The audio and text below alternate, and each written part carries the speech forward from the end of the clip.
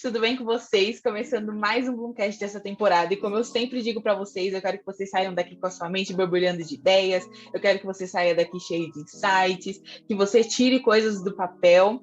E hoje estamos aqui com a maravilhosa Dami Franklin. Se apresenta aí pro pessoal.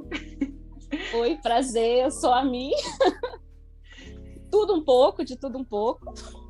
Não vou falar que sou autora, porque, né? Sim. Não dá para falar. Gente, já estávamos aqui papeando, ela falou, é melhor a gente começar a gravar, porque senão a gente vai ter que falar duas coisas ao mesmo tempo, tipo, duas vezes, né, a mesma coisa. Então, vamos começar. Nós vamos começar lá do comecinho, é uma pergunta que eu tô fazendo para todo mundo que tá vindo agora nessa nova leva de entrevistas, é que eu quero saber como que era você na escola. Você era a nerd, a menina do fundão, a bagunceira? Me conta aí como é que você era. Tem como responder que era uma mesclagem de tudo? Tem. Porque eu era tudo misturado, né? Eu sempre fui a nerd, que os alunos falavam que o professor puxava saco, mas é porque eu sempre fui nerd, menos em matemática. Uhum. Mas nas outras matérias era tipo nerd, e eu sempre sentava no fundão para conversar, e conversar alto. E quando o professor me trocava de lugar, eu já conhecia todo mundo da sala. Então, eu era a bagunceira e a nerd. Nas reuniões de escola, a minha mãe tinha reclamação. Olha, sua filha é uma excelente aluna, mas ela conversa muito. Não tem como a gente só se pendurar ela no teto. O professor falava, só se pendurar ela no teto. Então, era tudo isso. Uhum. É engraçado, né, essas coisas. Toda vez que eu faço essa pergunta para as pessoas, é engraçado o nível de como as pessoas respondem, né? Que tem gente que não, eu era nerd, não, eu era bagunceira. Tipo, é engraçado de ver isso. E depois, quando a pessoa cresce, né? O tipo de pessoa que ela vai ser na vida. Então, é engraçado. Verdade. Agora, vamos começar a entrar na escrita. Mas vamos falar um pouquinho das suas... do seu começo na leitura, né? Porque antes da gente, ó, falo eu como se fosse a escritora, mas antes de começar a escrever, tem o seu tempo de leitora, né? Então eu queria que você me contasse como foi que a leitura entrou na sua vida, quem são as pessoas que você mais consome, né? De literatura e tudo mais. Ai, quem eu mais consumo de literatura? Olha, querendo me pegar no pulo. Então... eu comecei na leitura muito nova, eu aprendi a ler com 4 anos, 4 para 5 anos, porque a minha mãe e a minha prima sempre me ensinavam em casa antes de eu ir para a escola.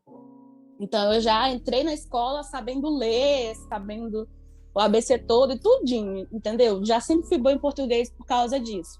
Mas na minha escola, do prezinho, tinha uma biblioteca. Então, dos meus 7 anos até os 10, eu sempre levava um livro para casa enorme. E eu tinha na minha cabeça de que eu tinha que ler aquele livro todo, sabe? Numa semana. Então, eu comecei novinha a ler, muito pequenininha. Mas depois eu tive uma pausa, né? Tive um tempo que eu parei de ler. Não... Enfim, mudou, né? A gente muda, a gente cresce, a gente meio que deixa os hábitos trocando. E eu voltei a ler quando eu estava com uns 15 para 16 anos, que foi no mundo da fanfic que eu entrei, né? Então, a gente entra nesse mundo da fanfic que já puxa para o mundo da literatura. Então, eu voltei por causa das fanfics mesmo. Mas, no geral, eu sempre li desde pequenininha. Uhum. As suas inspirações, quem é que você mais lê? Não fuja da pergunta. Olha, é difícil falar, tipo assim, uma autora que eu mais leio em si, porque eu leio de tudo. E varia muito do meu humor, depende muito. Então, hoje eu posso estar querendo ler um romance super, como eu posso dizer? Super convencional, e amanhã eu posso estar querendo ler uma história, sei lá, tipo, de prezinho. Mas eu fico interessada com aquilo e eu vou ler, entendeu? Uhum. Então, os meus autores, eles variam muito. Eu tenho inspirações que eu sigo, como autores como a Ana Souza, como a Jade Nalana, autoras nacionais, né? Mas, assim, não é um padrão que eu só leio mais esse autor. Eu sempre leio livros repetidos. Eu não tenho esse negócio de leio uma vez, paro de ler. Leio uma vez, paro de ler. Eu fico repetindo a história. que eu não lembro, né? Então eu fico relendo o livro. Deixa eu até anotar aqui, memória da Nick. Vamos conversar sobre isso depois. Ai, meu Deus. Agora me conta um pouco como que foi que você entrou nesse mundo da escrita, né? Você puxou um pouco aí das fanfics, então me conta um pouco como que você entrou, né, nesse mundo de escrita. Olha, eu lembro que eu assistia uma fanfic pelo YouTube, de Amor Doce, na época, e eles postam na época, não sei se postam mais, mas na época a menina postava essas fanfics que, tipo, era vídeo, né? Era tipo um jogo, só que em vídeo, e você ia vendo a história no decorrer da história. E aí eu lembro que eu entrei no grupo dessa menina do WhatsApp, e ali conversa vai, conversa vem, falei, eu vou escrever uma fanfic também. Escrevi uma fanfic de Amor Doce também. Então, meu primeiro livro foi uma fanfic de Amor Doce. Só que aí, quando eu via que, tipo assim, as pessoas começavam a ler, eu ficava com vergonha e tirava. Ficava com vergonha e tirava, né? E aí, depois, passou um tempo, eu fui crescendo, eu entrei num grupo de leitura da Ana Souza, que é a autora de Quase Cinderela, e comecei a escrever lá. Então, ela meio que puxou isso, sabe? E de lá para cá eu não paro de escrever. É difícil. E me conta, como que foi que você escreveu os seus primeiros livros, né? Você tem aí a trilogia super famosa, que é a trilogia aí dos Underwoods. E como que você começou a escrever? Surgiu de uma fanfic? Surgiu de uma ideia sua mesmo? Como foi isso? Então, o primeiro livro, né, foi uma ideia minha, porque na época eu estava muito fissurada em ler livros sobrenaturais, principalmente com temas de lobo e vampiro. E eu lembro que eu li um livro em específico que eu fiquei muito chateada com o final da história. Eu achei muito, muito infantil, e na época eu falei, eu vou escrever um livro para mim ler, para quando eu tiver vontade de ler sobre esse tema, eu vou lá e vou ler ele, entendeu? Vai estar lá guardadinho. E eu comecei a escrever o Era do Supremo com esse propósito de eu ser leitora. Então, tudo que eu gostava como leitora, eu jogava nele, sabe? Tudo que eu via que iria animar como leitora, eu ia e jogava nele. Por isso que ele é um livro muito clichê, né? O Era do Supremo.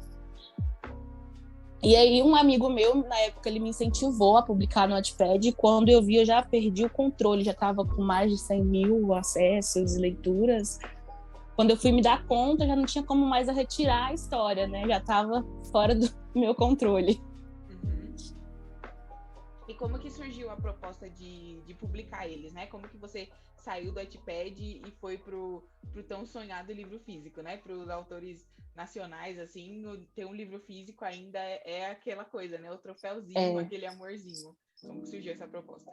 Olha, eu na verdade, nunca foi um sonho meu. Se chegar para você e falar que era um sonho meu publicar um livro, eu tô mentindo para você, né? Eu não, tipo assim, até porque esse era um mundo que eu vivia meu, que eu não queria expor para as pessoas que me conheciam pessoalmente. Eu não tinha problema em me expor na internet, porque eu não conhecia aquelas pessoas pessoalmente, mas eu era muito tímida, então eu não queria me expor, tipo assim, para minha mãe, para minha família, saber que eu escrevo. Isso era uma coisa muito pessoal, era um refúgio, né? Muito meu. E eles me acharam no Wattpad. Foi a Uli, eu lembro até hoje, ela me mandou uma mensagem, deixou no meu mural a mensagem, perguntando se eu tinha interesse de publicar o livro. E na época eu achei que era mentira, né? Tipo, é trote, ou é de mentira, não é verdade, é golpe. E aí ela conseguiu o meu contato, a gente começou a conversar muito. Eu tinha 17 anos, e ela ficou conversando comigo, tipo, o mês todo. No dia do meu aniversário, eu assinei o contrato. Então, ela foi me preparando, me explicando, eu fui conhecendo mais, mas eles que vieram até mim, basicamente. Porque não era um sonho meu publicar um livro, sabe? Me expor dessa forma, porque é uma exposição, querendo ou não. Sim, mas o livro já estava super grande no Wattpad, né? Então, sim, já estava exposto para o mundo. Mas tinha diferença, porque estava exposto no Wattpad, mas, tipo, ninguém sabia quem era Anne Franklin, entendeu? Aqui eu era Mirella Scardini, no Wattpad eu era Anne Franklin. Então não tinha como mesclar essas duas vidas, sabe? As duas personalidades naquela época. Então, para mim, podia crescer que ninguém ia descobrir, né? Achava eu. É engraçado porque a maioria das autoras tem essa visão também, que, tipo, enquanto elas estão ali, tipo, no Wattpad, é tranquilo, porque ninguém sabe quem eu sou, ninguém tá me seguindo, nem nada. Mas quando vai pro livro físico, porque é até uma coisa que tem que acontecer, né? Quando você tem um livro físico, você precisa divulgar o seu livro, né? Então você precisa aparecer, você precisa dar sua cara a tapa, você não pode mais ficar ali escondidinha só postando o seu capítulo por semana. Você tem que fazer um negócio a mais pra que venda e para que as coisas Sim, aconteçam, sim. né? Tem que criar uma imagem. Sim, e ela do Supremo superou as suas expectativas depois que ela foi pro físico? Como foi a recepção Em do qual público? sentido? Do público? Olha, até hoje supera, vou te falar. Que até hoje, quando eu recebo mensagem ou quando as pessoas vêm conversar comigo, meio que a ficha não cai, sabe?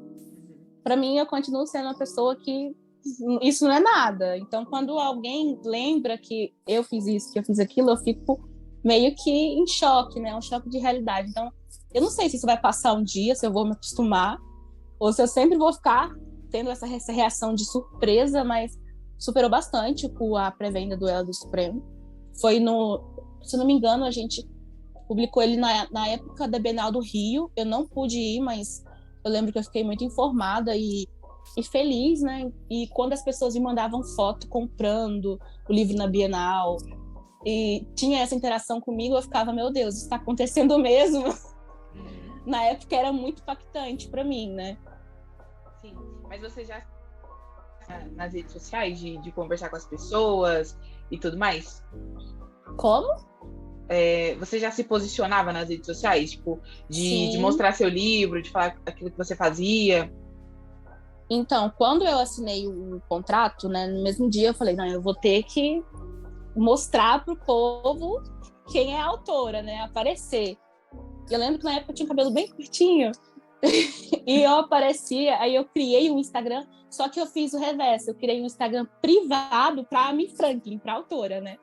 Falei, eu vou privar o meu Instagram de autora, porque aí ninguém que me conhece vai conseguir ver as coisas que eu posto, e vou deixar o meu Instagram normal liberado. Só que acabou que com o tempo eu tive que excluir o meu Instagram normal e liberar o da Amy Franklin para as pessoas terem acesso.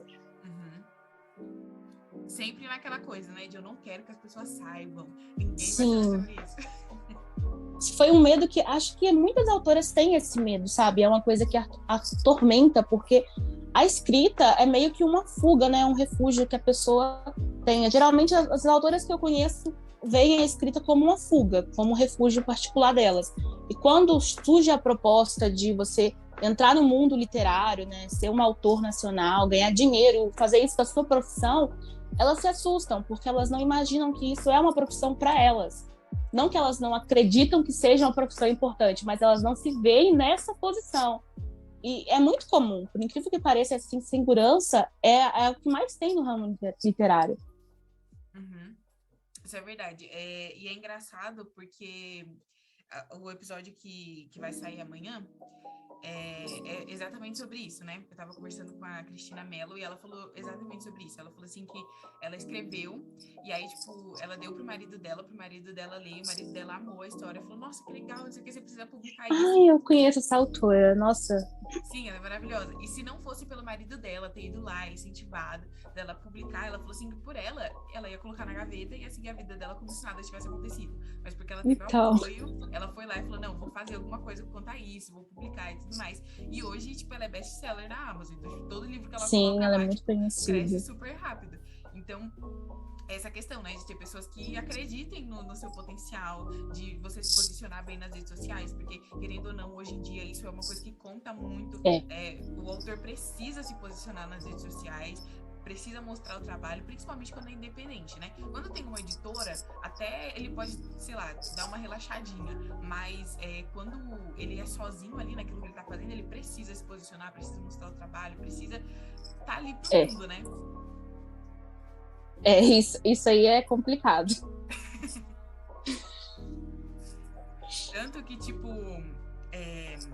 eu não sei quem é que eu tava vendo, que tava falando sobre isso, que tinha muita dificuldade de se posicionar, tipo, nas redes sociais. Que até tem uma editora e tal, a editora até, né, faz o que dá pra fazer, mas se não for o autor ali colocando a cara a tapa, falando do seu trabalho, assim, aquela coisa, se você não acredita em você mesmo, as pessoas podem fazer o trabalho que for, mas não vai vender, não vai dar certo. Não vai pra frente. Sim, tem que fazer acontecer.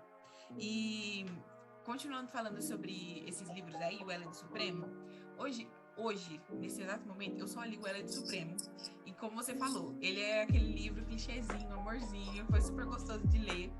Mas eu sei que você tá nesse momento, acho que agora não, né? Porque já vai sair, mas você já tá repaginando, né? Os livros e tudo mais, escrevendo algumas coisas que você acha que precisaria de alguma mudança e tudo mais. Mas, pra mim, Eled Supremo foi, assim, perfeito.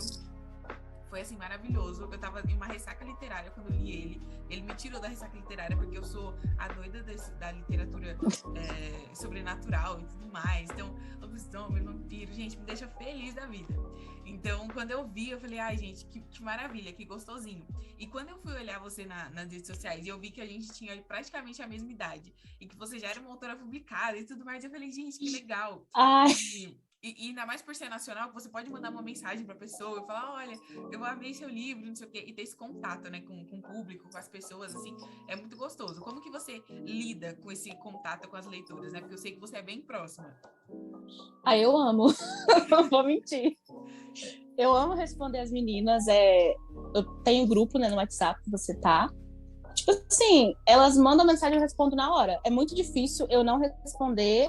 Só quando mesmo eu dou aquela sumida das redes sociais, mas também quando eu volto eu já respondo todo mundo. Às vezes eu fico o tempo todo só respondendo. E às vezes é as mesmas perguntas. Tipo, então se torna cansativo e exaustivo, mas eu gosto demais de ter esse contato. Eu acho que mantém a gente na realidade, né? Puxa a gente para a realidade, para a gente ter uma dimensão de como o seu livro alcança aquelas pessoas, de como ele está avançando na literatura nacional, quem está lendo, qual é o seu público, quem está alcançando, a faixa etária, não tem, das leitoras. Então, esse contato ele é muito bom. Eu gosto bastante de conversar com as meninas e às vezes elas me fazem as surpresas, eu fico muito feliz. Então, eu gosto. É uma coisa que eu acho assim, muito útil na vida do autor, esse contato com o leitor. Eu não sei se você... A gente pode falar da The Books aqui? Você quer pular esse assunto? Pode? Não sei. Vambora, vamos falar pode sobre falar. esse assunto. Eu lembro que... Porque assim, gente, a Mi já participou aqui, a gente até tinha uma gravação, só que... Só que tava só no áudio. Eu falei, não, as pessoas precisam ver a sua cara, as pessoas precisam te conhecer. Porque, gente, ela é, assim, alto astral, ao nível, assim, que eu não sei dizer. Então, eu queria que ela aparecesse aqui pra vocês. E a gente falou um pouco sobre isso, né? Porque, assim, gente, a Mirella é a pessoa que eu conheço que mais trabalha nessa vida, gente. Ela é, assim, ela é workaholic de um jeito que eu não sei, gente. Ela trabalha muito. Muito. Ela vira madrugada, ela faz, assim, de um tudo. E quando a gente conversou da última vez, você estava cuidando de um selo em uma editora. E agora que você passou por isso e saiu disso, eu queria que você contasse um pouco de como era a sua rotina, cuidando de um selo, cuidando de... Porque você cuidava de tudo, né? De contrato, de fazer livro e tudo mais. Eu queria que você me contasse como que era essa sua rotina, como que você chegou nisso, né, de tão nova, já estar à frente de um selo, já ser tão conceituada dentro de uma editora e tudo mais, né? Além de ser autora da editora, você ainda estava à frente de um projeto. A rotina no geral da The Books, você está perguntando, da antiga casa editorial, era muito puxado, né? Era uma rotina assim, eu gostava muito da rotina ser puxada, mas o exausto mental, ele é muito pior do que o físico. E eu já estava ficando muito esgotada psicologicamente. Mas, no geral, era o dia todo conversando com autores, porque quando você administra um selo, eu administrava, era diretora do Magia Books, né, que ainda está aberto, selo de fantasia. Quando você administra, você tem que conversar com os autores. E eu gostava muito de conversar em chamada, para eles poderem tirar todas as dúvidas que eles viessem a ter ali no momento comigo. Porque eu acho assim, quando você coloca o seu rosto, expõe a sua imagem e conversa com a pessoa, ela vai entender melhor, vai fluir melhor, vai passar confiança para ela. Então eu gostava de passar essa confiança para os meus autores, né? Eu falava as minhas autores. Aí eu tinha que mesclar essa vida da diretora do Magia como autora da AT Books. Então, saí um pouco puxado, sabe? Porque eu estava sempre participando de coletâneas, de antologia, ou de livro mesmo. Ai, amiga, você pode fazer um livro com tema tal? Aí eu virava à noite escrevendo o livro, 2 dias para entregar um livro, para publicar. Então, assim, era uma rotina muito puxada e mesclar as duas foi muito difícil. Então, eu decidi sair, né, como autora e como diretora do Magia. Eu lembro que pegou todo mundo de surpresa, porque Foi. Ela era realmente a cara de tudo ali. E eu conheci a The Books por sua conta, né? Porque senão eu não teria conhecido. E eu percebia também, às vezes, essa questão, assim, né? Porque você é a pessoa que, tipo, eu conheço que responde super rápido. E às vezes mandava mensagem, tipo assim, depois de muito tempo você respondia, porque você estava fazendo muitas coisas. Às vezes você estava online, mas estava resolvendo outras coisas. Então, e, tipo assim, eu acho que tudo é válido, né? Essas coisas que a gente vai vivendo e tal. E assim, deve ter sido, tipo, uma bagagem incrível pra você agora, né? Tipo, depois de sair, falar, caramba, olha tudo que eu vivi e olha onde eu estou, né? E agora estamos aí numa fase de Mi Franklin independente, andando com as suas próprias pernas. Me conta. Olha, como que foi difícil. Eu vou contar. Quando eu saí da T-Books, vou voltar no assunto, foi muito difícil pra mim. Porque eu entrei na T-Books com 17 anos, né? Eu tava ali conhecendo, entrando como autora com 17. Quando a Val, que é a dona da T-Books, percebeu que, tipo assim, eu era muito carismática para conversar, ela já me ofereceu a proposta de ser agente. Então, eu já fui de autora para agente, depois para diretora de um selo, e fui puxando um atrás do outro. Aí, como você disse, acabou que eu fiquei mesmo que a minha imagem ficou estampada na T-Books, né? Até hoje eu recebo mensagens dos autores do Magia, como se eu fosse diretora. Eu falo, gente, ó, quem tá cuidando agora é a tal, pergunta para ela. Ou às vezes ela pergunta para mim poder falar ciclano que não tá conseguindo, eu vou lá e falo, ó, entre em contato com o Beltrano porque tá querendo falar com você. Então, tipo assim, era construir contratos editoriais, era planilha, pagamento de autores. Então, isso tudo pesava muito. A melhor parte era conversar as reuniões, mas montar contrato, fazer planilha, ficar ali horas em ligação, era muito cansativo e exaustivo. Quando eu tomei a decisão de sair da T-Books, foi assim, não, eu vou sair, mas eu vou sair com tudo. Com os meus livros, eu vou sair com tudo. Eu vou pedir quebra-contrato total. E eu lembro que quando eu conversei com a dona da editora, ela também ficou em choque. Não foram só vocês, sabe, os leitores que ficaram. Ela falou, não, me pensa um pouco, por que você não tira umas férias? Eu falei, não, eu quero sair. E foram uma quebra de contrato difícil, né? Porque não era só um livro, eram vários livros que eu tinha. Então, meio que até hoje, desvincular a minha imagem com a T-Books tá difícil, é difícil. Mas a gente vai empurrando, né? Essa fase de autor independente, eu devo confessar que eu fiquei surpresa com as autoras independentes, porque é muito mais complicado. É muito mais complicado ser autor independente do que autor em uma editora. Não tem comparação. Porque acaba que você é tudo, né? Você é seu marketing, você é o financeiro, Sim. você é tudo. Você faz tudo e você se autopromover é muito difícil. Eu falo isso porque quando eu trabalhava como diretora do Magia, eu promovia, né, eu fazia o marketing das autoras e aquilo era bom, mas quando eu tive que me colocar no lugar de autora e de diretora e de me promover, vender o meu trabalho é muito mais difícil, porque você não sabe o que você vai falar, tipo assim, como eu vou me posicionar para promover o meu trabalho, sabe? Então, foi uma fase difícil que eu tive que ficar off, literalmente, de tudo, para mim poder pensar, reposicionar meus pensamentos, ver como que eu iria fazer tudo de novo, porque era um novo início, né? Eu tinha encerrado um ciclo para começar um novo. Então, eu tinha que trabalhar de uma maneira diferente da qual eu trabalhava. E agora, vamos começar a entrar nesse momento que eu preciso. A gente já tem muitas perguntas. Ai! Tenho medo!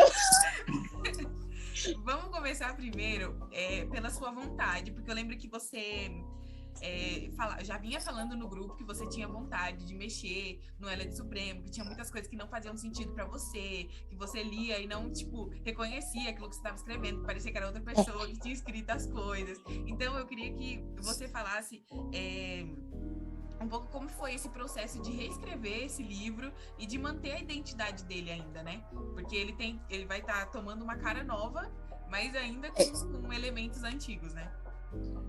Olha, foi gostoso, na verdade. Eu vou falar que foi difícil. Foi uma coisa bem boa, sabe? Porque agora eu consigo me identificar com a história. E manter o que as pessoas gostavam não foi tão tipo assim, difícil, porque eram coisas óbvias. Como eu disse, era o clichê. O que eu fiz? Eu complementei a história. Eu acrescentei mais cenas do casal, mudei a forma de expressão, principalmente da Antonella, que é a protagonista, né? Que era uma forma de expressão, ela era muito imatura para tanta responsabilidade. Então eu tive que colocar essa maturidade nela, mesmo com a idade dela sendo tipo 18 anos, tive que colocar uma maturidade. O Francis eu tive que colocar um certo controle nele, né? Porque ele era muito descontrolado, então a mente de 15, 14 anos escrevendo livro, né? Então eu mudei tudo isso, isso me agradou bastante, principalmente as cenas dos dois agora estão mais explícitas, a comunicação que os dois têm entre si, com o povo ao redor, eles conseguem ser mais maduros, sabe? Fica uma leitura mais fluida.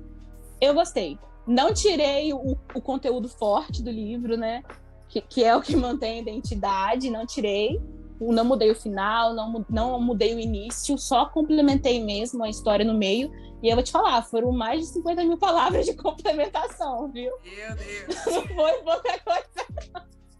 Meu Deus. E eu lembro que você estava postando, não era por semana, mas tinha dia que você postava 2 capítulos, tinha dias que você, né, semanas que você fazia isso, e era engraçado ver tipo assim, a maneira que as pessoas recebiam, né? A gente falava, eu quero isso agora, coloca isso agora, vai lá colocar no Wattpad. Tipo, as pessoas realmente nostalgia. Tipo, revivendo a história mesmo e gostando muito dessa nova roupagem que você estava colocando, versão, né? E você já fez isso com Ela do Supremo e com a Suprema Alpha, ainda não? Então, eu ainda não acabei de republicar, né, o Ela do Supremo no Wattpad. Eu mandei ele para revisão e eu acho que eu só vou voltar a publicar os capítulos quando ele voltar da revisão, para ficar mais organizadinho, sabe? Para quando ele entrar em degustação, ficar uns capítulos corretos, sem erro, e tem muito erro no Wattpad.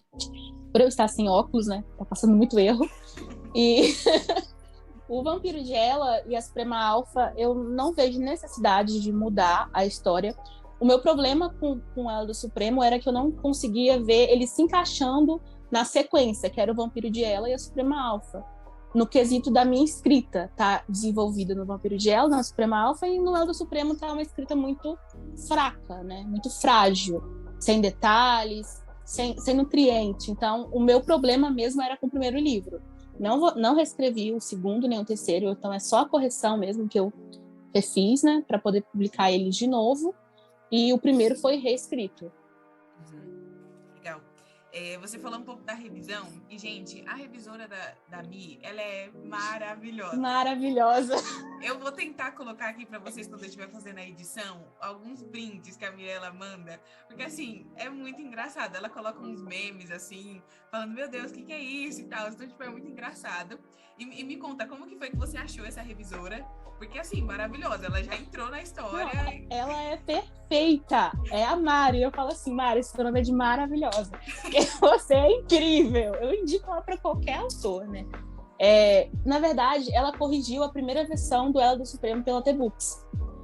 E quando eu, tipo assim, eu soube que era ela que corrigiu, eu falei, não, eu não aceito. Ela tem que ler a nova versão, porque ela deve pensar mal da minha escrita. E eu fui atrás dela. Acabou que ela corrigiu todos os meus livros hoje, mas foi mesmo porque ela corrigiu o primeiro, né? O primeiro e o segundo livro ela corrigiu. Ela do Supremo e o Vampiro de Ela, na antiga versão.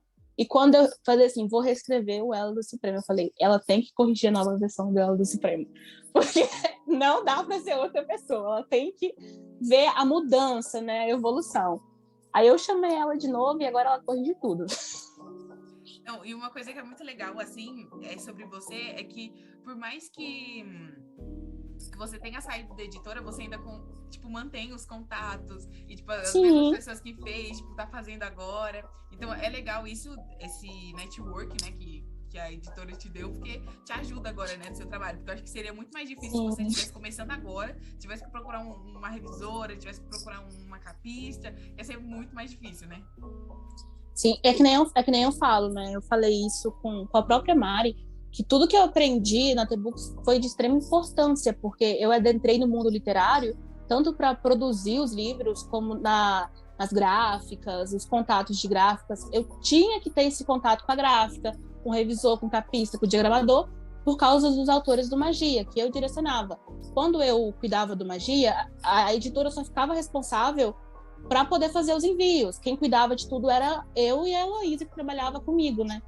Então, a gente teve que aprender esse lado por trás da editora.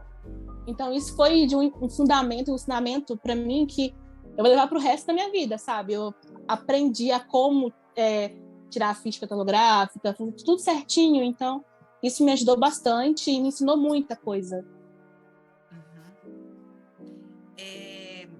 Agora que você está indo por esse caminho assim mais independente, quais são, vamos dizer assim, algumas metas que você tem e que você almeja alcançar agora que você está independente? Como que você pensa, né, em alcançar novos públicos e tudo mais? Desculpa, quando você falou meta, só me veio a frase da Dilma na cabeça. A meta é dobrar a meta.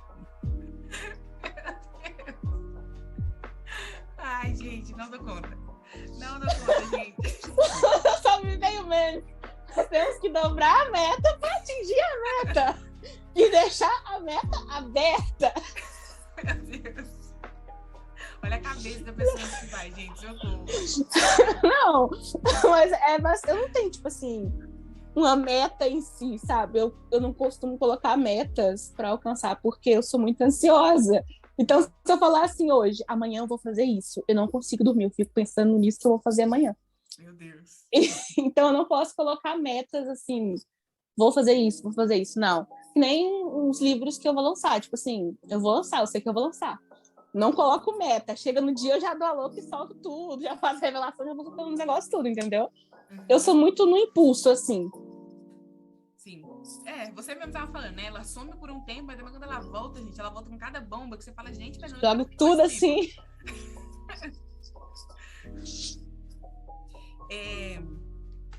Vamos lá. Agora vamos para as perguntas mais cabeludas, entendeu? Para as coisas que eu quero mesmo saber. Tudo você tava querendo me adoçar, né? Que eu sei que tu tava querendo me adoçar. Vamos falar um pouco agora, porque assim, pelo meu conhecimento de mercado literário agora, principalmente quando as pessoas elas vão para esse lugar independente e tudo mais, elas vão para a Amazon e tudo mais, mas tem gente que prefere ir pelos seus caminhos e criar alguma coisa para si mesmo. Eu até conheço um autor que ele estava em uma casa editorial e ele estava pensando em não continuar com o contrato dele, e ele estava já falando, olha, gente, vou abrir minha editora e tudo mais, vou começar uma coisa para mim. E eu queria saber se você pensa em alguma coisa desse tipo, se você quer fazer alguma coisa assim. Jogou verde pra colher maduro, né? Jogou verde pra colher maduro. Sim, na verdade, quando apareceu a proposta para mim entrar para mim poder abrir, né, o Magia, que era o selo da T-Books, foi a ideia minha de abrir. E eu, naquele tempo, eu falei assim, olha, eu quero sair da editora, eu quero abrir a minha editora. Só que a gente conversou muito, ela falou assim, abre um selo. Então tá, vou abrir um selo, é mais fácil para administrar, é bom que eu aprenda. Então, desde aquele tempo, eu já tinha vontade de ter a minha editora para ajudar os autores e tudo mais. Nesse processo de quando eu saí, até agora, o momento, eu resolvi abrir a minha editora.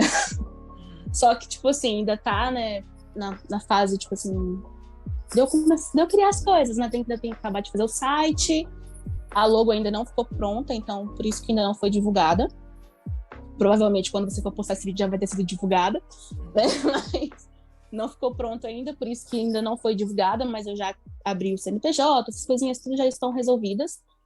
Enfim, já tem autoras, né? E vamos ver no que vai dar. Abri a editora, fiz o processo de mentoria também para as autoras que precisam, que querem. O processo de mentoria foi a Mari que me, tipo assim, faz-me, você é muito boa para ajudar, para conversar com os autores. E tem muitos autores novatos que querem entrar no ramo literário nacional dos livros, mas não sabem como mesclar, tipo, do Wattpad ou do lado amador para esse lado profissional, pela obra não estar, tipo assim, conforme deve estar para uma editora publicar. Então, a mentoria, ela serve para isso, né? Ela serve para você ajudar o autor a escrever ou a reescrever algum trecho, alguma coisa, a melhorar ali a história em si. E eu também abri a mentoria. Então, a mentoria é o processo da editora, né? E agora é livre, independente. E ela não para, vamos. Ela não para. E vamos. Literalmente. Sim. Agora eu vou falar um pouco sobre esse momento de... Porque assim, eu percebo que você é uma autora que você gosta muito de saber aquilo que o seu público quer, você escuta muito aquilo que a gente fala pra você lá no grupo e tal, você vive perguntando, gente, o que vocês acham melhor? Você acha melhor fazer isso, aquilo? Isso é muito legal porque faz com que o público realmente engaje naquilo que você tá fazendo, que fique ansioso e pensando, meu Deus, quando é que ela vai fazer isso, quando é que ela vai lançar e tudo mais, gera uma expectativa na gente, né? Que a gente quer que as coisas aconteçam e vão pra frente. E eu queria saber como que vai ser esse seu processo agora de relançar esses livros de forma independente, como é que você vai fazer isso, o que você conversou com o seu público, o que eles acharam melhor de ser feito, decisões editoriais, né, que você pode ter pensado para fazer ser mais interessante, trazer mais valor para os seus livros e para aquilo que você está oferecendo para os seus leitores. Então, é complicado você responder essa pergunta em si, porque os meus livros, no tempo que eu saí da T-Books, né, eu já recebi várias propostas de outras editoras querendo republicar eles, e eu não aceitei, até porque eu estava naquele momento ali, estou de luto, estou aqui, entendeu? No retiro espiritual comigo mesma e com as minhas personalidades, não vou aceitar nada que vem agora. E foram várias editoras que me mandaram proposta para poder republicar todos. E quando eu quebrei o contrato com a editora, já tinha terminado o Underworlds, que é o spin-off, né? Que era o spin-off do Tyler, que era um livro muito pedido pelas meninas. Elas me enchiam o saco, literalmente. Isso aí é uma coisa assim que eu falo com elas. Era um chato. Porque era no Instagram, elas estavam me achando no Facebook. Gente, no Facebook. O meu Facebook é tipo assim, é só pra memes e pra família. E elas estavam me achando no Facebook, era no Instagram, era na página do Facebook e era no WhatsApp. Aí eu já tava tipo assim, eu tenho que mandar esse livro logo. E quando eu quebrei o contrato com a T-Books, ele já estava com a T-Books, esse livro, né? Eles iriam lançar ele no final do ano passado. E foi até um pouquinho complicado, porque eu tive que quebrar um contrato de um livro que ainda não tinha sido publicado. Aí, quando eu quebrei, eu falei, vou relançar. Só que ele é um livro muito grande. Literalmente um tijolo. Seria mais lucrativo, tanto para mim quanto para o leitor, que ele fosse dividido em 2. E foi o que eu fiz. Eu dividi ele em 2 livros, tem a parte 1, parte 2. E eu, tipo assim, tive que focar nisso, em trabalhar nele primeiro. Porque eu tive que pagar a revisão dele, que não foi barato por ele ser grande.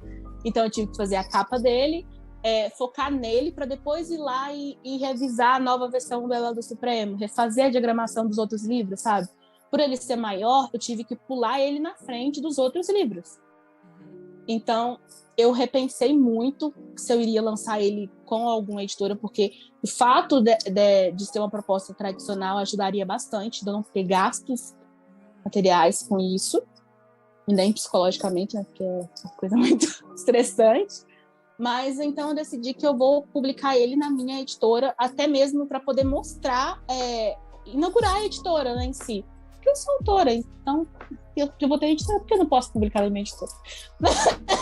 Convenhamos. Então, como eu conheço muitas autoras no ramo literário, eu publicando ele na minha editora meio que vai mostrar para as pessoas, né, que tem uma editora nova, que está chegando uma editora nova. Então, ele vai ser publicado. Os meus livros vão ser republicados, especificamente os livros da saga, né, na minha editora, mas eu não quero que eles vá com o selo da minha editora.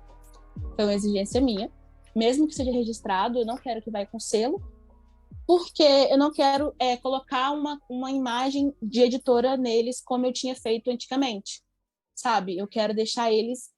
Vai vender na minha editora? Vai vender, vai ser publicado por ela, vai ser publicado por ela. Mas eles vão ser, tipo, livres. Não vão ter esse rótulo deles, da editora tal. Não, eles são meio independentes, entendeu? Vão ser meio que para abrir mesmo a porta, o caminho para os autores poderem conhecer, né, a editora em si, ver. É meio que um joguei verde para colher maduro, sabe? Uhum. Então vai ser basicamente isso. Muito uma jogada de mestre, né? A autora que tem a própria editora, Sim. Ela publica os livros dela na editora dela, tipo assim, ela faz o marketing dela, né? Ela tá lá, tipo, todo lugar tem que ter a fotinha dela. O que ela faz? Tem que fazer o marketing, né? Sim, muito legal. Gente, Mirella me solta uma bomba. Estava numa gravação e eu vou ver o meu Instagram e ela faz uma publicação falando que iria fazer a revelação da capa do livro dela depois do podcast. Gente, imagina eu que estava na gravação, falei, gente, mentira que ela vai fazer isso, socorro, ela não vai fazer isso comigo. Porque assim, gente, né, eu e Mirella já nos conhecemos de outros carnavais, tô no grupo dela lá de escrita e tudo mais. E eu falei pra ela, falei, Mirella, eu quero exclusividade, entendeu? Eu quero tudo que tem de exclusivo, eu quero que você me dê uma exclusiva. E ela fez isso por mim. Então, gente, vocês que estão por aqui vão ver em primeira mão, assim, né? Porque, né? Acho que já vai ter saído. No dia que você soltar. Mas vocês vão ver aqui a capa. E, gente, a capa está maravilhosa. Eu até falei pra ela, falei, é o meu xodó. Fez essa capa, porque ela está maravilhosa, tá perfeita. É o meu xodó. Falei pra ela que ela vai arrancar todo o meu dinheiro, porque eu vou querer todos os livros com essa capa maravilhosa. Gente, tá muito linda, tá muito linda. Mas antes de mostrar pra vocês, eu queria que você falasse um pouco de como foi... Ela faz o suspense dela. De como foi a inspiração para fazer a capa, o que você queria, quem foi a profissional que fez, como que você passou, né, as suas ideias para ela, para que ficasse essa belezura que ficou. Vou falar. Quando eu tive a ideia de relançar tudo de novo, né, porque eu pensei assim, o livro é grande. Os meus livros da trilogia, eles são 14 por 21, o tamanho. E o livro... no caso que vai ser lançado, ele ficaria 16 por 23. Então, se você comparar o tamanho, tem uma discrepância. E isso, como leitora, me irrita. Entendeu? Eu falo, como é que eu vou deixar uma continuidade de uma trilogia do lado, sendo que é menor do que o de trás? Não dá pra mim, entendeu? Não dá. Então, eu falei assim, vamos ter que relançar tudo grande. Tudo grande. E o Vampiro de Ela e a Suprema Alfa, eles já eram arquivos grandes, tanto que na diagramação deles tiveram que colocar a letra minúscula para poder fazer 14 por 21. O único livro que foi mesmo o tamanho adequado foi o Ela do Supremo na época, porque ele não tinha muitas palavras, né? Agora que eu reescrevi, ele tá grande, então tem que ser grande também. E aí eu falei, então eu vou relançar todos esses livros. Então são Ela do Supremo, Vampiro de Ela, Suprema Alfa, do Underworlds 1, Underworlds 2, ainda tem o do Estevão que vai sair, que é o spin-off real, né?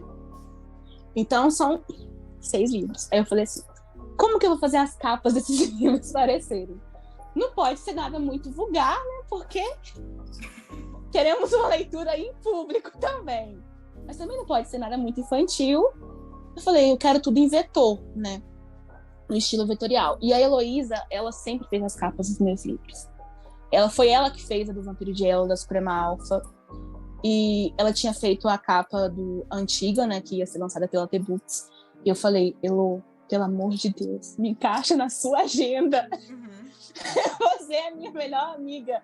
Eu vou pra sua casa pra gente patinar no Natal no gelo. Mas me encaixa.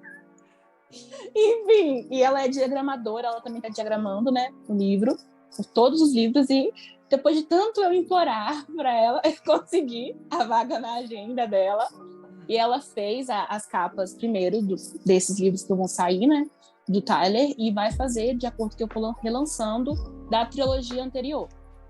Então foi ela que fez. Com a Heloísa, eu não preencho ficha. Eu falo, você sabe do que eu gosto, você faz, se vira. Entendeu? Então as capas que ela faz é mérito totalmente dela. A criação dela é coisa assim que ela já conhece da história, que ela leu, que ela gostou. E ela fez, ela criou. Eu não opino, sabe? Ela manda e eu já sempre amo. É difícil a gente alterar alguma coisa nas capas dela. Então, não teve nenhuma inspiração minha. Eu falei assim, só faz. Só vai. Segura na mão de Deus e vai. E faz. E ela fez e deu no que deu. Uhum. Mostra pra gente as capas da trilogia certo. Antiga, pro pessoal ter um parâmetro, né, de como que era. Tá. Essa daqui não foi a Heloísa que fez, que é do Ela do Supremo. Uhum. Foi a Cris Magalhães que fez, eu lembro. Primeiro livro. Aí, no segundo livro, a Heloísa já fez, que é o Vampiro de Ela. E no terceiro livro, ela também fez. E eram capas, assim, com as pessoas, né? E eu falei assim, vamos mudar, vamos colocar um estilo mais vetor agora. Enfim. Aí ela que fez as duas capas. Ela também fez a capa do livro do meu vô, que eu achei uma coisa muito fofa. Uhum. E eu peguei uma confiança muito grande no trabalho dela, sabe? É uma pessoa, assim, que eu falo, só pode fazer do jeito que você quiser, que eu sei que eu vou gostar, não tem? É difícil a gente confiar numa pessoa assim, porque geralmente o livro, né? Sim. Mas ela acabou que eu peguei uma confiança muito grande e ela fez. As capas eram essas e agora vão ser todas no estilo vetor, capa dura, 16x23, grande, né? Com aquela letrinha brilhosa, verniz, coisa mais linda do mundo. Gente, vamos parar com o suspense. Deixa eu mostrar aqui pra vocês, porque está lindíssima. Me diz aí se você consegue ver, tá? Quando eu colocar aqui. Conseguem ver, gente? Consigo. Ai, meu Deus. Gente, olha que capa maravilhosa. Quando ela me mandou, eu falei, mentira! Gente, que capa linda. Muito linda. Aí é perfeita, linda. né? Esse verde, nossa, ficou muito sofisticado. E numa capa dura. Meu Deus do céu. Isso que eu pensei, na capa dura. Essa cor. E vai ser, provavelmente, né, tipo, vai ser um meio camurça. Eu esqueci o nome. É áspero, né, atrás e os pontinhos, né, brilhosos. O título vai ser envernizado, uma coisinha assim. Vai ficar uma coisa linda na capa física dura. Gente, olha essa capa. Gente, que capa maravilhosa. Gente, olha isso. Meu Deus do céu. Eu já falei pra mim que eu quero a diagramadora dela aqui, entendeu? Pra gente conversar, pra ela falar desse trabalho maravilhoso dela, porque, olha, gente, muito lindo. Muito lindo. Olha, eu vou te passar o contato dela, tá? Ela faz cada capa, ela faz trabalho para vários artistas, tipo assim, artistas que eu falo os autores, né?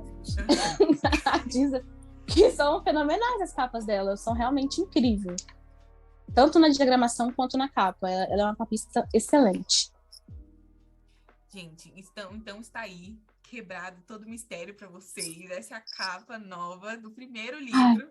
Ainda teremos várias outras capas, que a gente com certeza vai ficar babando. Se você tá no grupo da Mi e tá assistindo esse podcast, faz o seu surtinho aqui nos comentários, porque tá maravilhoso, gente. Tá muito perfeito, eu tenho certeza. Tá muito linda. E quando as meninas virem, vai ser um surto naquele grupo, porque, olha, tá muito bom, tá muito lindo. Ai, elas são meio surtadas. Eu tenho que postar e sair, não tem? Deixar elas surtarem. Quando elas se acalmarem, eu volto. Sim. Mas vamos continuar falando dos seus livros, porque eu queria até falar um pouco sobre essa sua inspiração aí do sobrenatural e tudo mais. Por que você foi para essa linha dos livros sobrenaturais? Se você pensa em... Calma aí, vou deixar essa outra pergunta para depois. Mas me conta um pouco sobre por que você foi pro sobrenatural, o que mais você gosta de escrever nesse gênero e tudo mais. Por que eu fui? Isso. Olha, eu posso dizer que eu fui por causa do ódio do livro que eu li daquela vez, que eu não gostei daquele final. E eu fui e falei assim, eu tenho que escrever um livro Porque na época, as fanfics que eu fazia era totalmente só romântica, não era nada sobrenatural. Eu nunca tinha escrito, então pra mim foi a primeira experiência de escrever uma coisa sobrenatural, né, do Supremo. Eu falei, não, eu tô indignada, eu quero ler um livro que não aconteça isso e isso no final. E aí eu fui por causa do ódio. Permaneci. Mas eu fui mesmo na base da raiva, não posso mentir.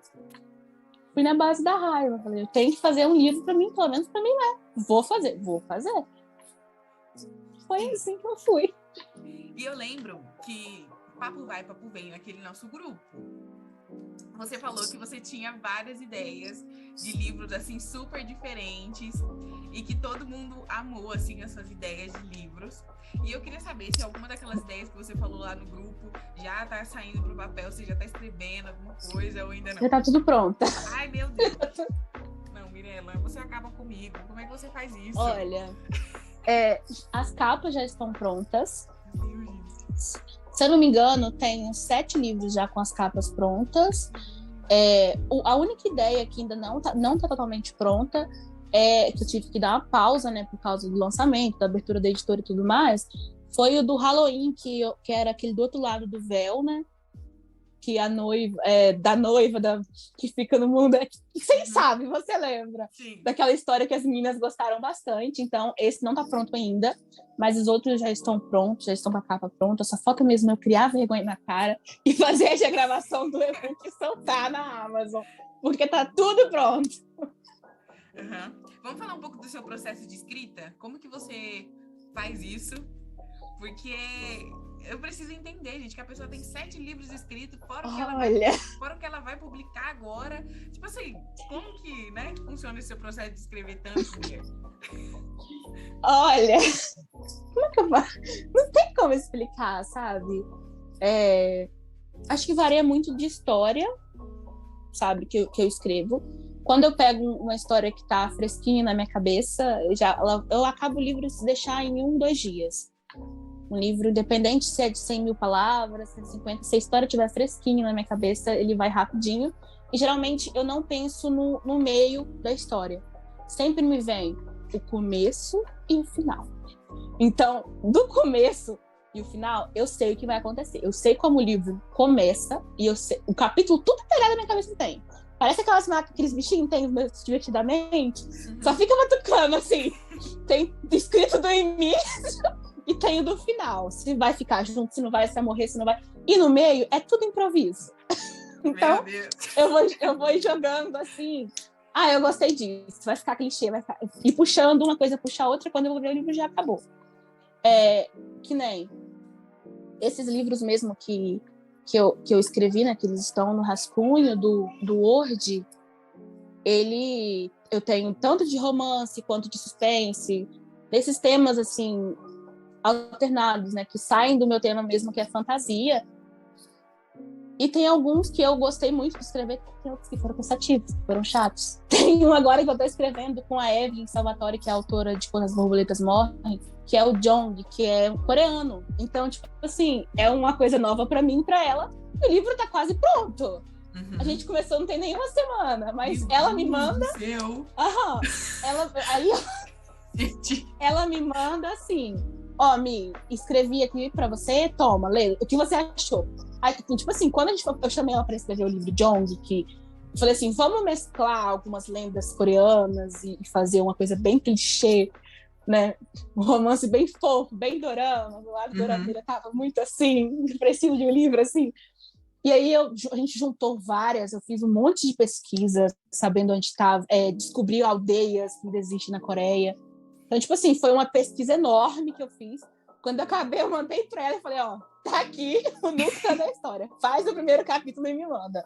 Ela fez e me mandou, e assim foi. Vai, vem. Que nem a gente, em uma semana, já tem quase 50 palavras escritas. Então, a gente vai rapidinho, porque a história tá fluindo na cabeça. Então, o período criativo, ele quando tá no auge aqui... Que nem essa foi ontem que eu mandei no grupo sobre o livro que me deu 4 horas da manhã, me deu vontade. Foi, acho que foi isso. Não, 4 horas da manhã, eu ali quase dormindo, me vem na cabeça uma possível continuação no universo, né, da saga Underworld, só que uma continuação com personagens novos, tipo, com o mundo modificado. E aquilo ficou na minha cabeça. E até agora eu tô assim, eu tenho que acabar isso pra poder fazer o primeiro capítulo daquilo.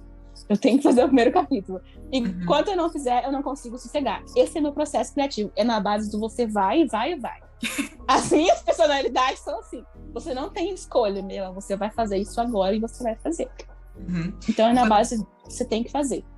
E você tem alguma, sei lá, alguma rotina? Sei lá, você gosta de escrever ouvindo música? Você gosta de escrever fazendo alguma coisa específica, sim ou não? Você só senta, escreve e vai que vai? Olha, no início, eu tinha todo um ritual, vou falar assim, né? Ritual. Eu tinha que tomar um banho, eu tinha que estar limpa, de cabelo lavado, colocar aquela música, assim, que eu não conhecia, mas geralmente era acústico, que eu amo, não sei porquê, eu gostava. Depois eu aprendi, eu tinha que trocar música. Então, e colocava aí escrevendo. Hoje em dia, não. Hoje em dia eu consigo facilmente escrever tipo um capítulo de 5.000 palavras num almoço, rodeado de gente conversando, com as pessoas, conversando com ela e escrevendo pelo telefone, uma cena de hot normalmente, sem ninguém saber que eu estou fazendo um hot, e eu consigo, na minha cara lavada, entendeu? Escrever isso e ficar de boa. Eu acho que é a prática com o tempo, né? Eu acho que é prática. Eu queria que você contasse essa história aqui, porque, gente, eu fiquei impressionada. A primeira vez que a gente estava conversando, e ela estava falando que na época que ela era agente literária, ela lia 2, 3 livros por dia, assim, livros enormes, e que ela conseguia ler, assim, correndo o livro, e eu falava, gente, eu não consigo fazer isso. Eu pego o livro, eu sento, tem toda aquela coisa, né, de saborear o livro, uma pessoa lê assim, ó, tipo, como se não fosse nada. Tipo, parece que o seu cérebro, ele vive o tempo todo correndo, gente, porque, meu Deus do céu, é muito livro, muita coisa para ler. Vive correndo mesmo. Não, naquela época, hoje em dia ainda, se eu pegar um livro para ler assim, eu ainda leio rápido. Mas como eu sou muito atarefada com as coisinhas assim de autora e de outras coisas, eu acabo não tendo tempo tanto pro meu lado leitora, né? Só pro lado de autora. Mas eu lia, tipo, 4 livros de 300 páginas. Pegava de manhã, eu lia coisa de 1 hora, meia hora, e eu gostava da história, viu? Eu não pulava a parte, não. Eu entendia a história. Eu entendia, fazia a ficha, né, de avaliação, aprovando a história ou não aprovando. Então, tipo assim, eu acho que a minha cabeça sempre foi muito 220, né? Ai, gente, socorro. Vamos sair um pouco desse momento leitora e escritora e tudo mais. Vamos falar um pouco da Mirella. Porque, assim, gente, ela é muito, assim, alto astral e dando risada o tempo todo. E a gente tem uma coisa em comum, que é The Big Bang Theory. Você é muito mais fã do que eu. Você é muito mais fã do que eu. Sua hora de brilhar. E assim, eu tô nesse momento, assim, tipo, me apaixonando muito pela série e tudo mais. Vou falar um pouco das minhas impressões e depois eu quero que você fale como que você descobriu a série, como que virou uma das suas séries favoritas. E vou contar um pouco sobre mim. Bom, eu lembro de uma vez que estava sem internet em casa e falei, ai, gente, alguém baixa The Big Bang Theory pra mim, pra eu assistir, não sei o quê. Eu falei, gente, tá, né? Aí lá fiz. Mas eu fiquei pensando, falei, gente, The Big Bang Theory, um negócio mal antigo, né? Não deve ser isso tudo. Aí comecei a assistir. E, tipo assim, no começo eu odiava o Sheldon. Porque eu falava, gente, que insuportável que ele é. E ele fica, Penny. Eu falo, gente, pelo amor de Deus. Isso realmente vicia. Eu falo, gente, a pessoa precisa mesmo bater 3 vezes. A pessoa precisa mesmo ter um lugar pra ela sentar e tudo mais. Só que aí, eu lembro que teve um dia que eu tava trabalhando no presencial. E aí, tipo, no primeiro dia que eu fui, tipo, eu entrei no banheiro e tinha vários banheiros. Aí eu falei, esse vai ser o meu lugar. Aí eu fui e fiquei naquele lugar. Aí todo dia eu ia lá. E toda vez que eu ia fazer xixi, eu ia na mesma cabine. Eu falei, gente, imagina o dia que eu chegar aqui e tiver alguém na minha cabine. Eu não vou conseguir fazer xixi. Eu não vou entrar em outra cabine, eu vou entrar na minha cabine. Tipo, muito Sheldon, né? De você pensar o seu jeito e tudo mais. E tipo assim, o Leonard sempre esteve aqui, ó, no meu coração, porque ele é maravilhoso desde o começo. Amorzinho. Sim, mas o Sheldon, eu tive muita dificuldade, assim, de começar a gostar dele, de começar a entender. Tanto que eu fui até, tipo, pesquisar, né? Porque ele tem autismo, né? Então, isso explica o porquê de todas as manias dele e tudo mais. E Mas assim, no começo é meio chato, mas depois você vai começando a entender, você vai vendo, ele é desse jeito mesmo, não tem o que fazer. Tanto que é por isso que o Leonard não fica tentando mudar ele. Eu acho que por isso que eles se complementam tanto, né? Porque já entendeu, já sabe como é que é. E eu amo o Raj, eu amo o... Ai, gente, qual é o nome dele? Howard. Isso, Howard. Gente, eu amo o Howard. Os dois ele é um são amor. muito engraçados. O bromance que existe entre eles é muito engraçado. Eles são muito engraçados, gente. Eles são o grupo perfeito. E a Penny, quando ela entra nisso tudo, você fala, gente, o que ela tá fazendo ali, gente? Mas depois, tipo, com o tempo, eles vão, tipo, virando o grupo maravilhoso. E depois, quando vem as outras namoradas, assim, tipo, é muito incrível. E aí, depois eu comecei Você tá em qual temporada? Eu tô... Se eu não me engano, eu tô na 7ª temporada. Não. Só pra saber o que eu posso falar, os spoilers. Não, pode falar spoiler, não tem problema não. O grau de spoiler que a gente pode soltar, né? Não tem problema, pode dar spoiler. É maravilhoso, gente. Que série gostosa de ver, sério. Você pode arrumar casa assistindo, tipo, coloca lá. Só de você estar escutando parece que tá tudo bem. Você tá vendo? Eu já vi tantas vezes que eu decorei algumas falas. Quando eles começam a falar, eu já sei repetir sozinha. E eu fico rindo porque eu tô falando sozinha. Então, tipo assim, nossa, é uma série maravilhosa. Antigamente eu não gostava dessa série, né? Comecei a ver, foi no impulso mesmo. Eu gostava muito de Supernatural. Eu era viciada. E quando acabou, eu meio que dei uma pausa em séries e tudo mais. E eu comecei a ver alguns vídeos aleatórios de The Big Bang Theory. Tipo assim, aleatoriamente apareci no Facebook e falei, vou assistir esse capítulo. Quando eu fui ver, eu já tava viciada. Aí eu fui procurar a série toda, do primeiro até o 12, sabe? Assisti tudo. E eu vou te falar, os personagens, eles são incrível, porque destaca muito os defeitos dele. Então você consegue se identificar com o defeito daquela pessoa. Nem o Sheldon tem vários defeitos que a gente também tem. Se você for parar e prestar atenção, incomoda tanto algo que a gente faz, sabe? A insistência, a coisa de querer ser superior em determinadas ocasiões. Às vezes a gente age assim. O Leonard, ele é muito reprimido. A mãe dele, ela reprimiu ele de uma forma que ele é aquela pessoa que as pessoas conseguem manipular ele. Então você se identifica muito com as personalidades alternativas dele, sabe? Você vai se identificando. E quando você vai ver, você tá viciado, não consegue parar de assistir. Sim, é assim mesmo. Não, mas e é muito gostoso, assim, porque é uma série levinha, 20 minutinhos ali, que passa, que você nem sente. Quando você vai ver, gente, já acabou a temporada, você fala, gente, como? Sabe? É muito gostoso, assim. E de você ver o crescimento deles também, né? Porque no começo eles são, tipo... Não que eles não sejam imaturos agora na temporada que eu tô. Eles continuam imaturos. Mas, tipo, eles crescem muito, assim, sabe? Deles quererem fazer a noite dos jogos. E é engraçado o quão certinho o Sheldon é, né? Porque tem a noite da pizza, tem a noite do jogo, tem a noite do videogame, tem a noite disso, tem a noite daquilo. Ele tem contrato pra tudo. É contrato de colega de quarto, é contrato de namoro, é contrato de tudo, gente. Ele tem que estar Menina, o tempo todo no Jovem Sheldon, né? Em Sheldon, que é a série da infância do Sheldon, fala porque ele é viciado em contrato. Meu Deus. Aí tem alguns pontos que ficam soltos na série de The Big Bang, você consegue entender no Jovem Sheldon.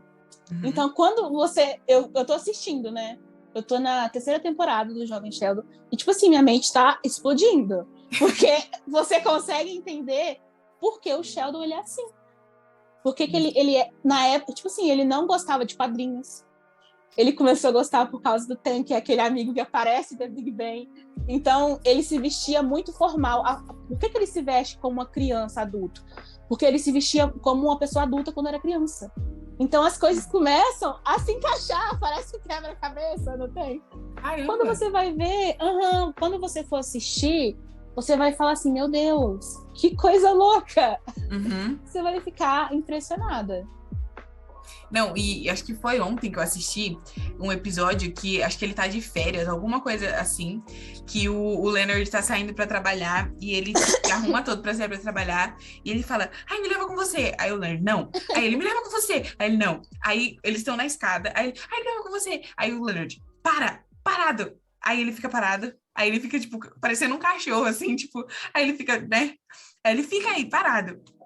Aí ele vai embora pra trabalhar, ele fica ali na escada. Aí a Penny vem e fala, o que você tá fazendo aí parado? O Leonard não queria me levar pra trabalhar com ele. Aí a gente fica, ele ficou o tempo todo, da hora que ele saiu, até a hora que a Penny chegou, ali parado, do jeito que ele falou pra ele ficar. Aí ela fala, eu vou pra não sei aonde. Aí ele começa a chorar, tipo, parecendo um cachorro. Aí ela fala, você quer ir comigo? Aí ela leva ele junto com ele. E fala, gente, olha o tipo de coisa, assim, que é muito engraçado. Você já passou por essa série? Tipo assim, quando o Leonard e a Penny terminam pela primeira vez ali, eles tratam o Sheldon como se fosse o filho dele. Sim! Isso é incrível!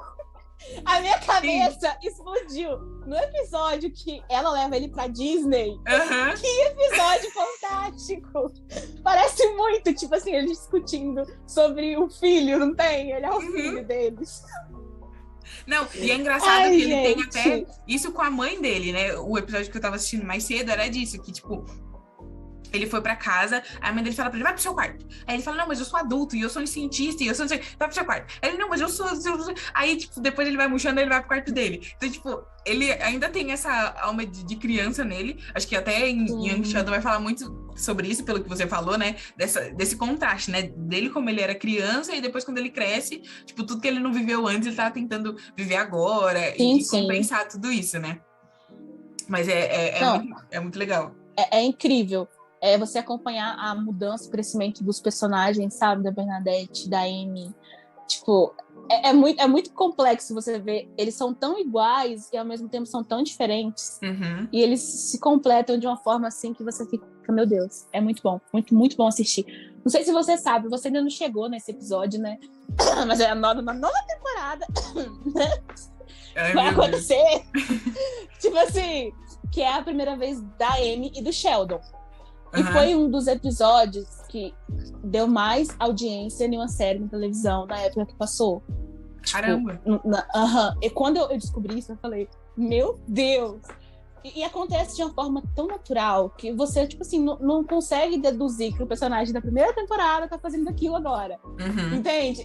É uma mudança, assim, que você vê a evolução deles. Por mais que pareça que eles não tenham amadurecido, eles amadurecem muito. Isso que é legal de acompanhar. Eu assisti recentemente o episódio que eles se beijam pela primeira vez, né? Que eles estão, tipo, num jantar, assim, ele tá falando com o cara lá de trem e tudo mais, ele deixa a Amy sozinha com o Howard e com a Bernadette, e aí, tipo, ele fala, tá bom, não sei o quê, e vou fazer tudo que é romântico, isso é romântico, um beijo romântico. Aí, tipo, a Amy fica, meu Deus, o que tá acontecendo? Eu fiquei do meu bonito, falei, gente, o que é isso? O que tá acontecendo? Esse não é o Sheldon. Não, e tipo assim, eu assisti alguns painéis, né, dos escritores da série e dos atores, respondendo as perguntas, né, do Jimmy, da Amy, da menina que faz a Amy lá, deles respondendo as perguntas dos personagens. E eles estavam falando que todo contato que a Amy e o Sheldon tinham que ter é muito restrito, é muito curto, não pode ser muito movimento, né, porque eles estão ali acabando de fazer... Eles são um casal diferenciado, né? E você vai acompanhar agora as diferenças dos beijos deles, sabe? Aquele selinho vai mudando. E, cara, quando chega na 9ª temporada, eles terminam. Ai, meu Deus. Eles terminam. A Amy termina com o Sheldon, porque ele, como sempre, colocando as coisas dele acima de tudo, né? Isso estressa ela e ela vê que não tem um progresso com ele e termina com ele. Só que você vai chorar nesse capítulo, porque eu chorei. Porque no final do capítulo, você descobre que o Sheldon ali, ele ia dar um anel de noivado pra Amy. Então você fica assim, não faz isso com ele. E ela termina e ela conhece outro cara. E ela tem, tipo assim, alguns encontros com esse cara. E esse cara, ele é fissurado no Sheldon. Ele é um grande fã do trabalho do Dr. Cooper. Então, ele é fissurado. Aí ela acaba que não dá certo com esse cara, por ele ser, tipo assim, só ficar falando no Sheldon, né? E uma vez ela tentou dar certo, tipo assim, vou dar outra chance. Chamou ele pra jantar na casa dela. E quando ela ia beijar ele, aparece o Sheldon. Então, tipo assim, você vai vendo essa coisa assim, tão... Ai, que clichê, você não esperava isso desse casal. Espera do Leonard e da Penny. Não do Sheldon e da Amy, esse clichê. E quando você vê a evolução do beijo, desse capítulo em diante, eles começam a se beijar de verdade. Tipo assim, você vê a diferença, sabe? Dele evoluindo, dele crescendo. Nossa, é muito bom. É gostosinho você acompanhar o crescimento dos personagens, assim. Mas o meu personagem favorito é o Raj, porque ele é muito engraçado. O meu é a Canela. Gente, ele é muito engraçado. O humor dele é, tipo, totalmente diferente dos meninos, por ele ser indiano e por ter toda aquela zoação e tudo mais. E eu entendo que é, tipo, muito uma crítica social mesmo dos autores da série em colocar um indiano ali, e que é nerd, que é todo diferente, que é de uma família rica e tudo mais. Então, tipo, é muito engraçado de ver. E o como ele é ele, né? Tipo, enquanto eu vejo que o Sheldon, o Howard, o Leonard, muitas vezes eles tentam se moldar alguma coisa para parecer menos isso ou menos aquilo, mas o Raj, ele é o que ele é. Então, tipo assim, no começo ele não consegue falar com as mulheres, ele precisa beber para falar com as mulheres, aí depois do nada acaba isso, ele consegue falar com todo mundo, mas ele tipo, ele continua falando as mesmas besteiras que ele fala. Tem até um episódio que tá com o Stuart, e que ele fica falando um monte de coisa, o Stuart fala assim, você pensa isso antes de você falar? Tipo, não tem um filtro na sua cabeça que você escuta isso e fala, meu Deus do céu, eu não posso estar falando esse tipo de coisa. Não, parece muito que é um trisal, né? Ele, o Roger e a Bernadette lá. Tipo, é um trisal, não tem como você falar que não é. Eles são muito engraçados. Sim, é uma e ele fala, muito e ele até fala, né, pro Howard, você vai pro espaço, então eu vou cuidar da Bernadette, tá bom? Mas aí se você não voltar, o nome do nosso filho vai ser tal. Você fala, gente... É tipo, é muito fofo. Eu gosto dele, só que, tipo assim, eu acho que o personagem poderia ter evoluído mais. Você vai entender quando você chegar no final da série. Eles não evoluíram muito, não trabalharam muito na evolução dele.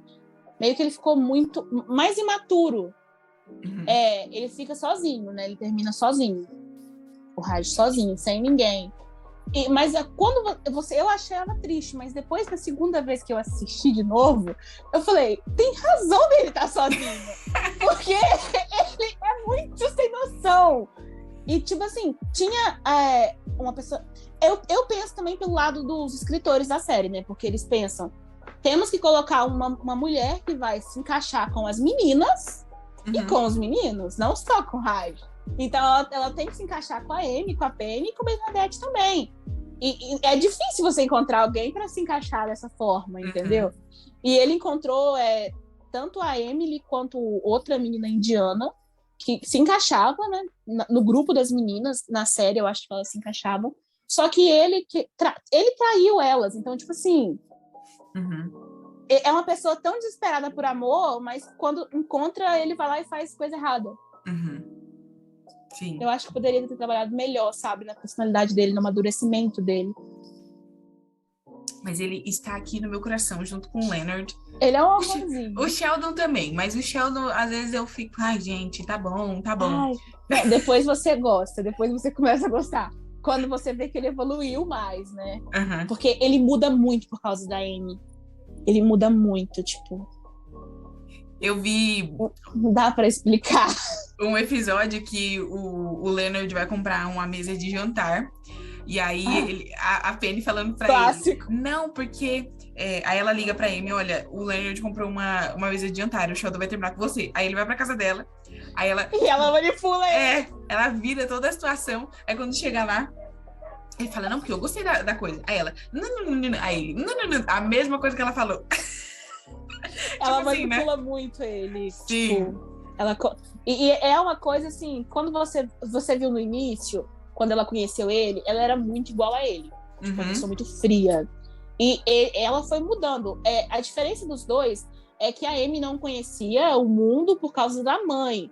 E o Sheldon não gostava do mundo das pessoas. Então, quando a Amy conhece o mundo, ela gosta. Quando o Sheldon não. Então, tipo assim, a diferença deles é essa. Porque ela é igual a ele em tudo. Em tudo. Sim. Inteligência. Ela é a única personagem que você pode falar assim que bate com ele de frente a ela. Isso é muito legal. Tanto que tem um episódio que eu tava assistindo que ela ela tava falando do filme do Indiana Jones pra ele, falando que não fazia sentido. Ela acabou com o que filme. que não fazia diferença. Aí ele falou, não, eu vou achar alguma coisa que ela gosta que não é tão bom. E aí ele, tipo, vai ler o livro e ele fala, não, eu não consegui, não. Deixa ela, é perfeito. Ele vai ler o Orgulho e Preconceito. Sim. Que ele fala assim, não tem erro, porque ele é muito preconceituoso e ela é muito... Uhum, sim. Então eles se complementam muito, isso é muito legal, né? Porque você vai vendo, você vai falando. E de verdade, ela é a única pessoa que bate ele, porque até o Leonard, né? Ele fala, ele é menor que eu, não tem nada, né? Quem você acha que você é? Tipo, ele é muito soberbo, assim, nessas questões, mas, tipo, eu vejo que ele também não tá errado, né? Tipo, Sim. ele é inteligente mesmo, né? Você vai fazer o quê? Vai falar, você não é um gênio. E esse lado dele ser desse jeito irritante é porque ele é muito inteligente. Eu estava pesquisando e as pessoas que são muito inteligentes, com QI muito alto, realmente elas têm a tendência de ser assim, sabe? De ser muito controladora, de ser muito diferente, sabe? Da normalidade. Elas absorvem muito rápido. E quando eu descobri que a mulher que faz a Amy, deixa eu tentar lembrar o nome dela, gente. A Maia, o nome dela é Maia. Olha, lembrei. A Maia, ela que faz a Amy, ela realmente tem um doutorado em biologia. Eu vi isso. E ela tem memória idética. Ela tem memória idética de verdade. E na série o Sheldon que tem, né? Uhum. E ela tem... Eu fiquei passada. Você não tá entendendo? Eu fiquei, tipo assim, impressionada. Porque ela tem memória idética de verdade. E ela mesma conta que ela não lia o roteiro mais de uma vez. Ela só lia o roteiro na mesa junto com os atores e fazia ali e, tipo, atuava. Uhum. Então você imagina, porque, querendo ou não, o Sheldon e a Amy têm as falas mais difíceis. Sim.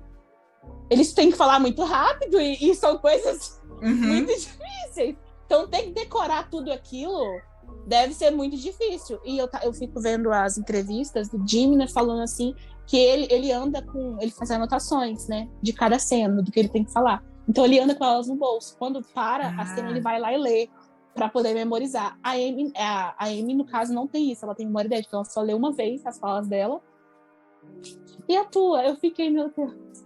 O sonho ela dos atores. Incrível. Ela é incrível. Tem doutorado de verdade, né? Tá ali de verdade e, tipo assim, memoriza de primeira. Fala de primeira. Nossa, ela é incrível.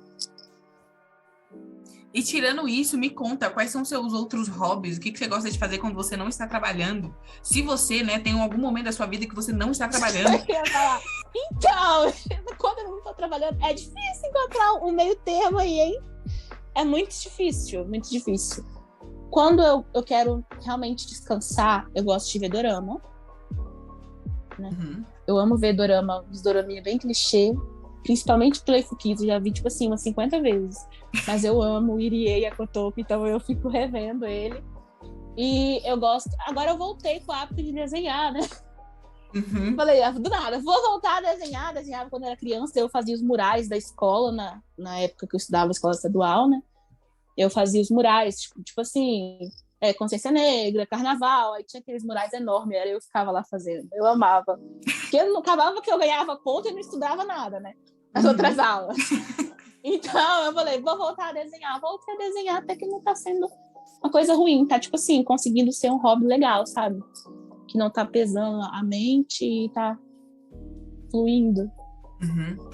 Eu gosto de dorama também. Do lazer. Ai, você gosta? Gosto. Mas faz muito tempo que eu não acho um dorama, assim, sabe? Fofinho, gostosinho, que você fala, eu quero estar aqui só assistindo. Faz muito tempo que eu não acho. Amiga, eu vou te mandar alguns. Eu vou te mandar. Por favor. Vou te mandar alguns. Não, As meninas, né? Recebi uma mensagem no Instagram. Tava lendo a menina cobrando a capa. Falta só 2 horas pra terminar o dia. Meu Deus, gente. E pela barra de notificação. Você não vai mostrar, falta só 2 horas pra terminar o dia.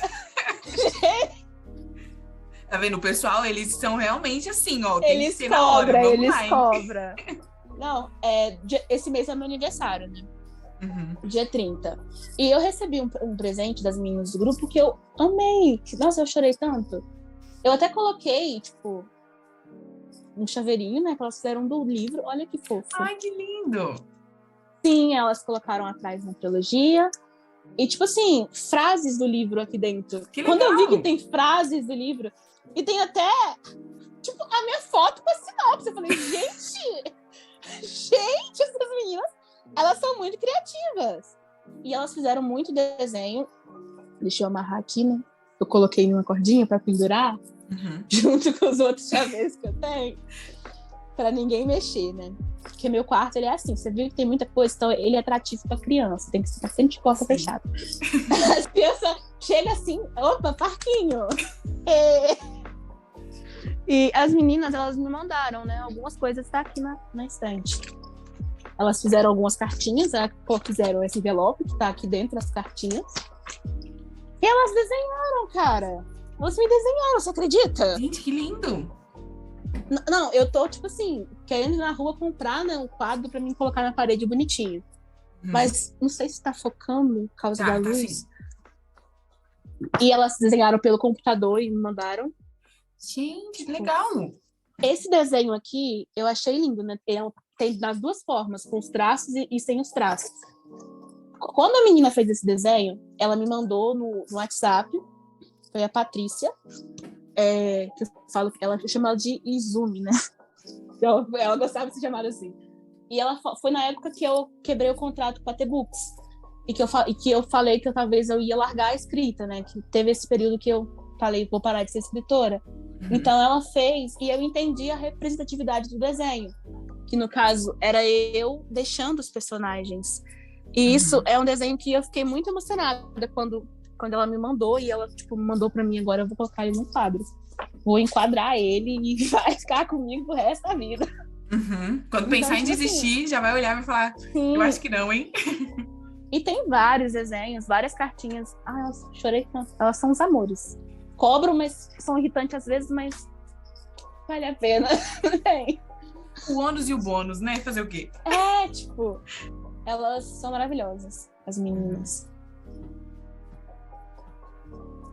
Mi, acho que a gente conseguiu conversar, porque eu queria conversar com você, conseguimos revelar aí a capa, né? Que estou muito feliz que você me deu essa exclusiva, entendeu? Eu cheguei aqui, gente. Gente, eu cheguei aqui para gravar igual um pinto no lixo. Falei, gente, aqui, ó, felicidade em pessoa. Exclusividade. Então, eu queria te agradecer por mais uma vez estar aqui, porque a gente já tinha gravado uma vez, mas você falou, não, eu vou de novo, não tem problema. Não, e também mudou muito, né, naquela gravação. Eu ainda tava... Sim. E, tipo assim, fizemos a gravação e uma semana depois eu saí da verdade. larguei tudo. Então não tinha nem sentido você postar aquela gravação, porque eu, tipo, joguei tudo pro ar, né? Não quero mais. Então tinha que ter outra gravação. Eu queria muito te agradecer, de verdade. É sempre um prazer estar com você. É sempre ótimo estar conversando com você, porque a bochecha fica, né, doendo de tanto dar risada, porque, né? Mas muito, muito obrigado mesmo. Desejo todo o sucesso do mundo para você. Pode ter certeza, qualquer coisa que você lançar, eu vou estar comprando, entendeu? Nem que eu tenha que dar o meu rim, mas eu vou comprar, porque eu amo essas histórias. Calma. Amo tudo que você escreve. Então, muito, muito obrigada mesmo por você estar aqui. E é isso. Você quer falar alguma coisa pro pessoal?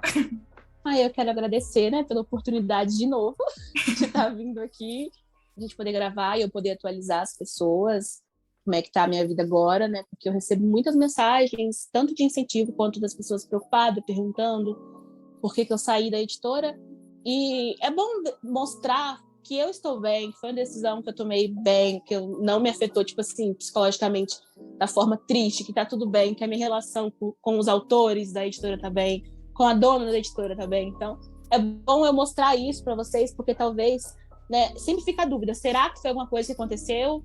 Alguma briga que teve? Alguma coisa assim? Tem essas dúvidas, né, as pessoas. Então, é bom vir aqui, ter uma oportunidade para expressar, para demonstrar que foi uma decisão tomada, pensada, foi uma coisa certa, que eu não me arrependo, que tem novas portas, novas oportunidades, que eu pretendo, né, pretendo lançar novos projetos que possam, de certa forma, agregar na vida dos leitores, na vida de vocês, porque eu sempre me coloco como leitora e eu penso assim, se não tá bom, se for por mais que seja um livro de fantasia, tem que arrancar uma risada, deixar ali a marca do dia. porque as pessoas elas se refugiam na leitura. Então, eu espero muito conseguir isso com os novos projetos que eu estou lançando, com esses que eu vou relançar de novo, né? E eu agradeço, gratidão por tudo, pelos leitores que estão sempre me apoiando. Eu recebi muito apoio quando eu saí da T-Books, de pessoas que vieram falar, Mi, ó, o que você quiser, a gente está aqui, tá? Se você parar, a gente está aqui. Então, esse apoio todo foi essencial, foi fundamental para mim, desde o início, desde quando eu publiquei o primeiro livro, quando eu tinha 17 para 18 anos, até hoje, as mesmas pessoas continuam me dando esse apoio. E isso é maravilhoso, sabe? É algo único. Eu não trocaria esse contato com meus leitores que eu tenho por nada. Então, obrigada pela oportunidade de vir aqui, da gente conversar. Espero fazer isso mais vezes. Né? Sim. Cadê? Quando a editora for lançada, você volta aqui. Você fala, gente, lancei a editora, vamos conversar da editora. Vamos conversar sobre a editora agora, sobre os livros, dos autores da editora. Assunto não vai faltar. E é só isso mesmo, sabe? Agradecer a todo mundo que me ajudou, que me ajuda e que me apoia. E é isso, gente. Então é isso, gente. Queria agradecer a você que ficou até aqui. Você que já segue a Mi há bastante tempo. Deixa um comentário aqui no YouTube. Compartilha para as pessoas. Não esquece de curtir. Não esquece de compartilhar para as pessoas e tudo mais. E, gente, muito obrigada. Espero que realmente, como eu falo, que você saia daqui cheio de insights, que você saia daqui pronto para começar alguma coisa nova na sua vida. E é isso, gente. Espero ver vocês no próximo Bloomcast. Tchau, tchau.